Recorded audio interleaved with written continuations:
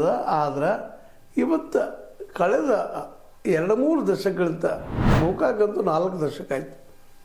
ಜಿಲ್ಲಾ ಆಗಬೇಕು, ತಜ್ಞರ ವರದಿನೂ ಆಯಿತು, ಶಿಫಾರಸು ಆಯಿತು. ಆದರೆ ರಾಜಕೀಯ ಸ್ಕಿಲ್, ರಾಜಕೀಯ ಇಚ್ಛಾಶಕ್ತಿ ಗೋಕಾಕ್ ಕಡಿಮೆ ಇದ್ದಕ್ಕಾಗಿ ಇಲ್ಲಿವರೆಗೆ ಜಗ್ತಾ ಬಂತು. ಇವತ್ತೇನೋ ರಾಜಕೀಯ ಇಚ್ಛಾಶಕ್ತಿ ಹೆಚ್ಚಾಗುವಂಗೆ ಕಾಣ್ತಾ ಇದೆ. ಬಾಲಚಂದ್ರ ಜಾರಕಿಹೊಳಿ ಅವ್ರಿಗೆ ಕನ್ಫರ್ಮ್ ಆಗ್ಯದ.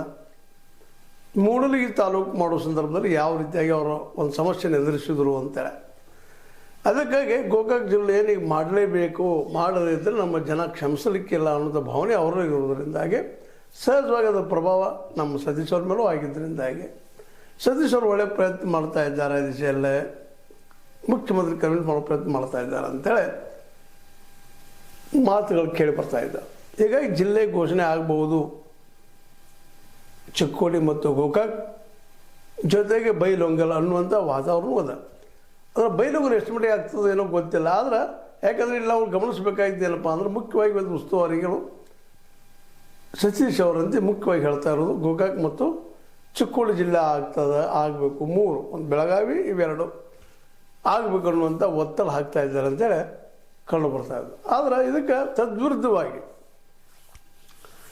ನಮ್ಮ ನಿನ್ನೆಯ ಒಂದು ಕಡೆ ಭಾಷಣದಲ್ಲೇ ಮುಖ್ಯಮಂತ್ರಿಗೆ ಗಮನಕ್ಕೆ ತರುವಂಥ ಕೆಲಸವನ್ನು ನಮ್ಮ ಲಕ್ಷ್ಮಣ್ ಸವದಿ ಅವರು ಮಾಡಿದ್ದಾರೆ.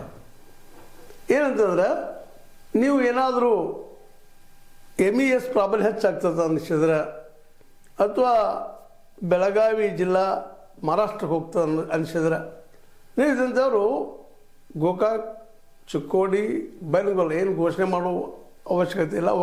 ಒಂದಾಗಿರಲಿ ಅವರು. ಆದರೆ ನಮ್ಗೆ ದೂರ ಆಗ್ತದೆ. ನಮ್ಮ ಅಥಣಿ ರಾಯಬಾಗ